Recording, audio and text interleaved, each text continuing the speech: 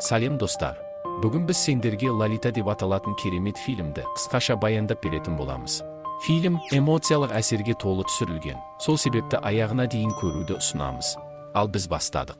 Профессор Гумберт ашық трасса бойлап кетіп бара жатыр. Машинаның артқы орындығында пистолет және қан іздері бар. Оның жүрегі жараланған, ал ой-пікірі Лолита атты қызда еді. Енді басынан бастаймыз. Бұдан бірнеше жыл бұрын профессор Гумберт жаңа Англияға келеді. Гумберттің үйі өртеніп кеткеннің есебіне, ол жаңа үй табылғанша Шарлотта атты әйелдің үйінде жалға тұруға келіседі. Шарлоттаның Лолита атты қызы бар.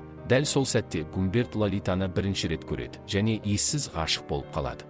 Гумберт Лолитаға қарап өзінің бірінші махаббатын есіне түсіреді және сол сәттегідей ләззатты сезінеді.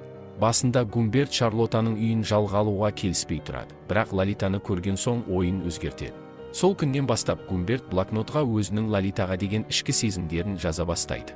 Гумберт күнде Лолитаға қарап, қыздың қылықтарынан ләззат алып жүреді. Қызда ер адамның оған көп назар аударып жатқанын байқайды.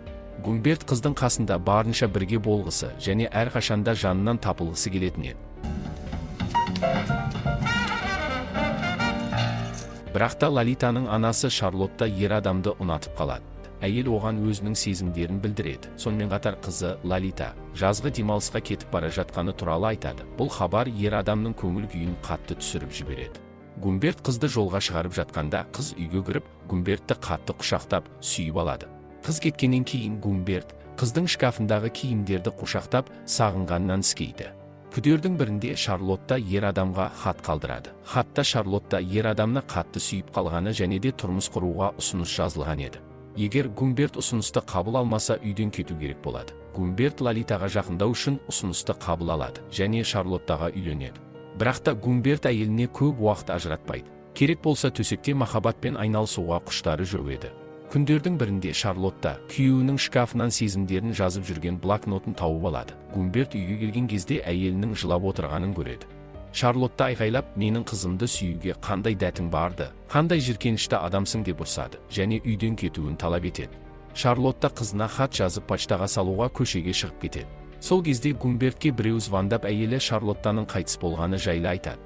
Гумберт сасқалақтап қалады және барып қараған кезде әйелі почтаға хат салайын деп тұрған сәтте машина соғып кеткен екен. Гумберт қатты өкінеді және Шарлоттаның қолынан хаттарды алып өртеп жібереді.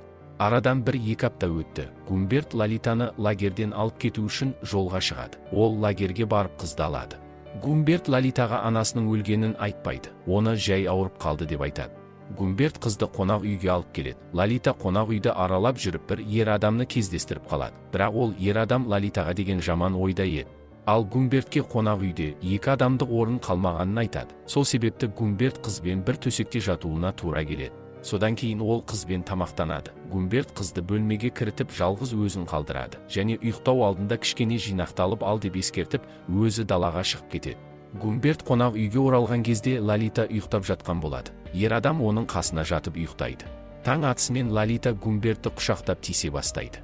Содан кейін олар үйге қарай жолға шығады. Гумберт Лолитаға анасының өлгені туралы айтады. Қыз түні бойы жылап ешкіммен сөйлеспейді. Бірақ ертесіне қыз Гумбертті кешіреді. Енді қыздың Гумберттен басқа ешкімі жоқ. Ер адам қызды туған жерінен алып кетеді. Енді олар бірге қала аралап, қонақ үйлерге қонып серуендеп жүруді шешеді. Ал Лолита болса ер адамға еркелеп оған үнемі тиісіп жүреді.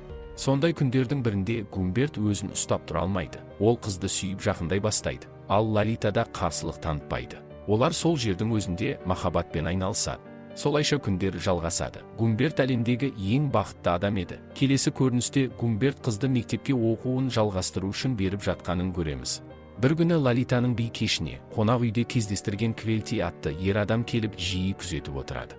Сонымен қатар Гумберт Лолитаны дүкеннің ішінде телефонмен белгісіз адаммен сөйлесіп жатқанын көреді. Гумберт қызды алып кетеді. Лолита бұл қаладан кеткісі келетінін айтып, бірақ бұл жолы қайда екенін өзім таңдаймын деп айтады.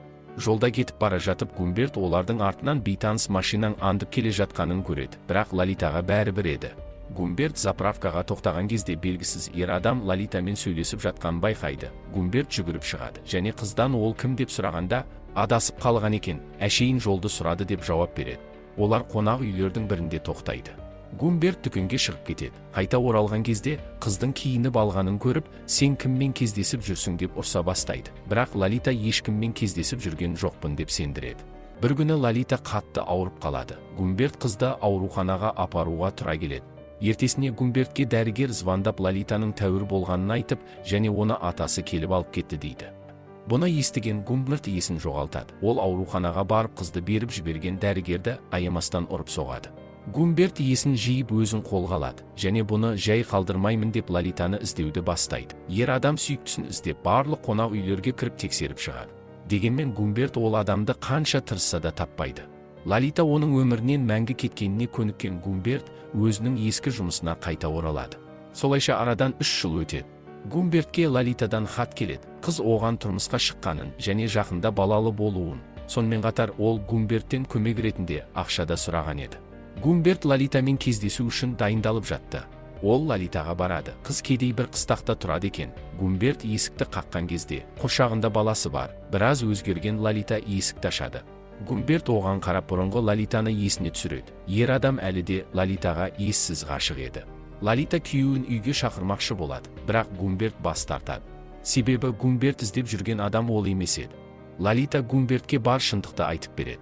Оқиға былай болған. Қыз қонақ үйде кездестірген Квельти атты ер адамға ессіз ғашық болған екен.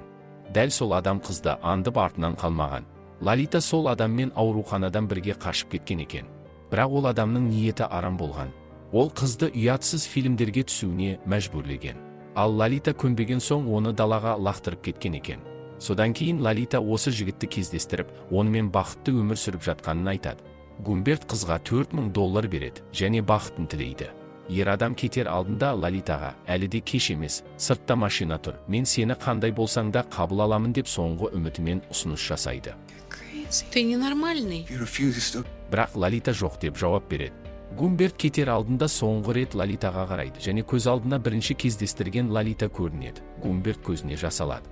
Енді Гумберт іздеп жүрген адамын тапты. Ол қызды алып кеткен Квельтидің адресін тапып кек алу үшін барады. Гумберт оның үйіне кіреді, бірақ ол адам есірткіге әбден тойып алған еді. Гумберт ол адамды қарумен қорқытады және мені таныдың ба деп сұрайды. Сол сәтте ол адам Гумбертке шабуылдайды. Екеуі төбелеседі, бірақ Гумберт басым келеді. Гумберт оны жатақ бөлмесіне дейін қуып барып сол жерде соңғы сөзін айтады да, ол адамның көзін құртады. Гумберт түк болмағандай машинасына отырып жолын жалғастырады. Оның бет әлпеті қанға боялған, машина артында пистолеті тұр. Ал артынан полиция қызметкерлері қуып келе жатыр. Гумберт ештеңені байқамағандай жолын жалғастыруда. Оның барлық ой-пікірі Лолитада еді. Солайша Гумберт полиция қолына түседі. 2 айдан соң Гумберт түрмеде жүрек ауруы дертіне шалдығып қаза тапады. Ал арадан 3 апта өтіп Лолита да босану кезінде қаза тапады. Сөйтіп сол жерде фильм өз соңына жетеді. Сондықтан да махаббат жас таңдамайды деген сөз рас болса керек. Адам өзі қартайғанымен оның сезімдері ешқашан қартаймайды екен. Сол себепті біреуге махаббат ерте келсе, ал біреуге кеш келеді деген сөз босқа айтылмаған. Достар, сіздерге махаббат сезімі қай жаста келген? Комментарияға жаза кетіңіздер. Осымен біздің видео өз соңына жетті. Назар қойып көргеніңіздер үшін үлкен рахмет. Келесі кездескенше аман сау болайық.